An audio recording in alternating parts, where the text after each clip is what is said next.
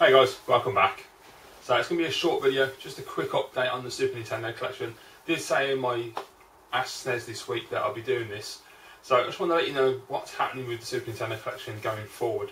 As you know, collecting in general, I have cut right back. I've sold most of my systems off and all the games to go with them. And I've really streamlined the collection down to the point where I'm only collecting for Super Nintendo American and Japanese Mega Drive. And PlayStation 1 is just a side thing. It's just something I want to play, not actually actively collect for. I don't want to actively collect for Mega Drive and SNES because, to be quite honest, 16-bit and that 32-bit, those are my favourite areas, especially the 16-bit. It's what I get the most enjoyment from, so that's where I want to stick to. Now, as far as the Super Nintendo collection is concerned, I never had any thoughts about selling any of the games because I was quite happy and content with the collection the way it was going.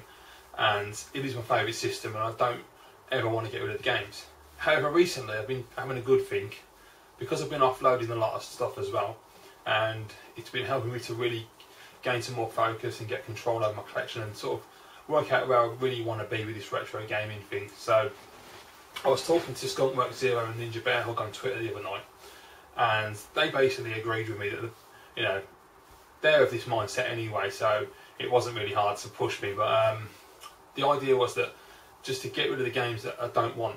I've got Super Nintendo games in my collection that, quite frankly, I don't play, and I don't really have any inkling to actually go and play them. Probably never will. They just end up sitting on the shelf looking nice, and there's just no point in having games like that in the collection. Really, it gets said all the time by a lot of people on YouTube, but it's true. There's no point in having games in your collection you're not going to play. They're just sitting there wasting. It's just all it is just money on a shelf, and that's pointless. They look nice, but if you're not playing them, why bother? So I thought, well, I'm going to go for it. So I was really brutal, went through the whole of my Super Nintendo collection and just decided exactly what I was going to keep, what I wasn't going to keep, because I wanted to be absolutely brutal in terms of, I've just got to say, right, I'm never going to play it. No, none of this, oh, I might someday. I just had to be like, if I'm not even sure or I'm on the fence, it has to go. Just get rid of it. Just keep all the core games that I absolutely love. And then going forward, I'll be more strict with what I actually pick up and only buy the games I really, really want.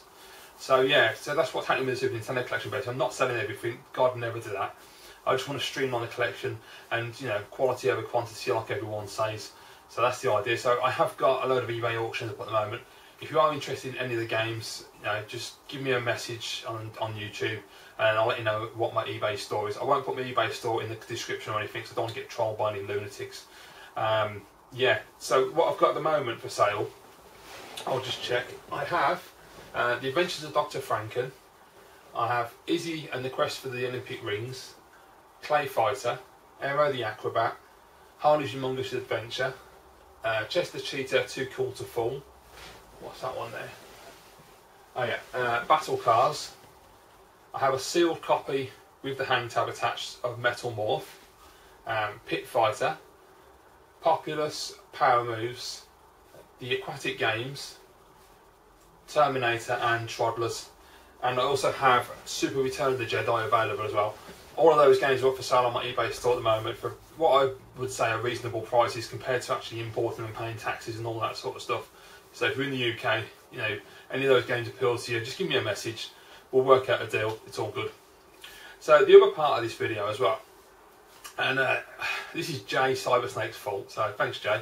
I was talking to Jay about this the other night on text, and it's just Jay put up his latest video, his latest Super Nintendo collection video, and I was watching the video and I was like, this is really cool, as always with Jay, great video, really nice condition, loads of awesome games.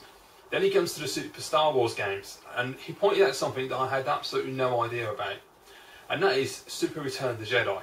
Now, Jay's copy of Super Return of the Jedi is this one. I've got the same version, which has got the THQ logo there. Now, Jay pointed out in his video that apparently this was a re-release, and that the original was released by JVC, who also released Empire Strikes Back and Super Star Wars.